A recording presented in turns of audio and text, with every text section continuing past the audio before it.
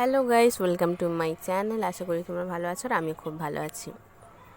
আজকে আমি তোমাদের সঙ্গে শেয়ার করব একটা রেসিপি, এঁচোড় আর মাটনের মাখা। খুবই টেস্টি একটা রেসিপি, তোমরা প্লিজ পুরো ভিডিওটা দেখো। প্রথমে আমি কাঁঠাল পেড়ে নিয়েছি, যেটা বলে এঁচোড়, গাছ থেকে পেড়ে নিয়েছি। তারপর আমি ওটা কেটে নেব। আমি কাটার জন্য গ্লাভস ইউজ করেছি, কেননা ওই আঠাটা খুব হাতটা কেমন হয়ে যায়। তোমরা চাইলে হাতে সর্ষের তেল মাখিয়ে নিতে পারো, তাহলে কিছু হবে না, আঠাটা উঠে যাবে খুব তাড়াতাড়ি। আমি এঁচোড়টা কেটে নিয়েছি টুকরো টুকরো করে, এবং আলুও কেটে নিয়েছি। কাটা হয়ে গেছে। আমি একটা পাত্রে দিয়ে সিদ্ধ করে নেব। একটু লবণ আর হলুদ দিয়ে ফার্স্ট সিদ্ধ করে নিতে হবে, হাফ সিদ্ধ করতে হবে। পুরো সিদ্ধ করলে হবে না, পুরো সিদ্ধ করলে তরকারিটা যখন করা হবে তখন তরকারিটা ঘেঁটে যাবে, তার জন্য হাফ সিদ্ধ করতে হবে। তারপর সিদ্ধ হয়ে গেছে, আমি এবার আলুগুলো ভেজে নেব। প্রথমে আলুগুলো ভেজে নিয়েছি, নিয়ে তারপরে আমি এঁচোড়টাকে ভেজে নেব। এদিকে আমি পেঁয়াজ, টমেটো, কাঁচা লঙ্কা কেটে রেখেছি। এদিকে এঁচোড়টা ভাজতে দিয়ে দিয়েছি। এঁচোড়টা ভাজা হচ্ছে, এঁচোড়টা ভালো করে ভাজতে হবে। ভাজা হয়ে গেছে, এঁচোড় ভাজা হয়ে গেছে, আমি তুলে নিয়েছি। এঁচোড়টা তুলে নেওয়ার পরে এদিকে আমি মাটনটাকে হলুদ আর লবণ দিয়ে একটু ভেজে নিয়েছি। ভাজা হয়ে গেছে ওটা। কড়াইতে তেল গরম করতে দিয়ে দিয়েছি। তারপর আমি কিছু ফোড়ন দিয়ে দেব। 3টে তেজপাতা দিয়ে দিয়েছি, 2টো এলাচ দিয়ে দিয়েছি, 2টো শুকনো লঙ্কা দিয়েছি, আর একটু জিরে দিয়েছি। দিয়ে ভেজে নেব।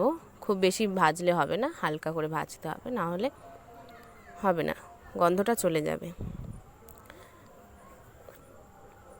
এদিকে আমি জিরে আর সর্ষে বেটে নিয়েছি, জিরে সর্ষে বেটে নিয়েছি। একটা আদা রসুন পেস্ট নিয়ে নিয়েছি।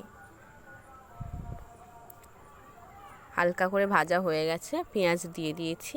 পেঁয়াজটাকে হালকা করে ভেজে নিতে হবে, লাল লাল করে, বেশি কড়া করে ভাজলে হবে না, লাল লাল করে ভাজতে হবে। আঁচটাকে মিডিয়ামে রাখতে হবে।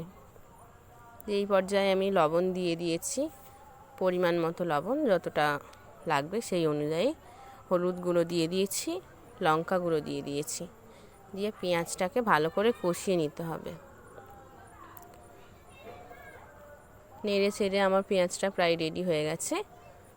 তারপর আমি মাটনটাকে দিয়ে দিয়েছি। মাটনটা পেঁয়াজের সঙ্গে খুব ভালো করে ভেজে নিতে হবে। আমি আদা রসুন পেস্ট দিয়ে দিয়েছি 2 চামচ মতো, ওটা ভালো করে ভেজে নিয়েছি। তারপর টমেটো দিয়ে দিয়েছি, টমেটোটাও খুব ভালো করে ভেজে নিতে হবে। আমি মশলা দিয়ে দিয়েছি, একটু গরম মশলা দিয়েছি, আর একটু জিরে গুঁড়ো দিয়ে দিয়েছি, আর মাটনের একটু মশলা দিয়েছি। দিয়ে খুব ভালো করে কষিয়ে নিতে হবে। তরকারিটা একটু জল দিয়ে দিয়ে কষাতে হবে। যত ভালো করে কষানো হবে তত টেস্টি হবে তরকারিটা। খুব ভালো করে কষিয়ে নিতে হবে, একটু একটু জল দিয়ে দিয়ে কষিয়ে নিতে হবে।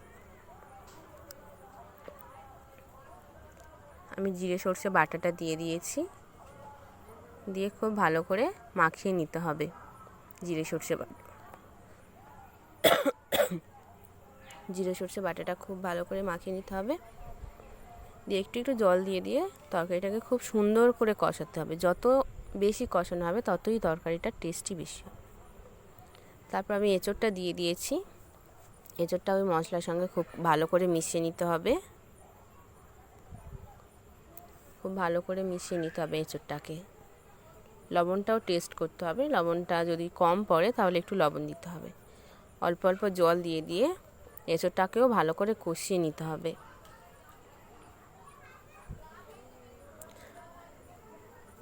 এঁচোড়টা কষানো হয়ে গেছে, আমি এবার জল দিয়ে দেব। একটু বেশি করে জল দিয়ে দেব। এঁচোড়টা তো একটু, আমি তো হাফ সিদ্ধ করেছিলাম, তাহলে এঁচোড়টা সিদ্ধ হতে হবে। অল্প করে জল দিয়ে আমি এঁচোড়টাকে ফুটানোর জন্য রেখে দেব ঢাকনা দিয়ে। হয়ে গেছে, এঁচোড়টা প্রায় অনেকটাই সিদ্ধ হয়ে গেছে, 90% সিদ্ধ হয়ে গেছে। এই পর্যায়ে আমি আলুটা দিয়ে দেব। দিয়ে খুব ভালো করে আলুর সঙ্গে এঁচোড়টাকে কষিয়ে নিতে হবে, আবার ভালো করে কষিয়ে নিতে হবে। একটু একটু অল্প অল্প জল দিয়ে কষিয়ে নিয়ে তারপর আমি একটু বেশি করে জল দিয়ে দেব। একটু বেশি করে জল দিয়ে দিয়েছি, উপরে একটু কাঁচা লঙ্কা দিয়ে দিয়েছি ফ্লেভারের জন্য। একটু মাটন মশলাও দিয়ে দিয়েছি, গরম মশলাও দিয়ে দিয়েছি ফ্লেভারটার জন্য। দিয়ে এই জলটা ভালো করে ফোটাতে হবে, যে জলটা দিলাম লাস্টে সেটা ঢাকনা দিয়ে ভালো করে ফোটাতে হবে। আমার প্রায় রেডি হয়ে গেছে এঁচোড়ের মাটন। তোমরা বাড়িতে ট্রাই করো, খুবই সুন্দর একটা রেসিপি। Thank you.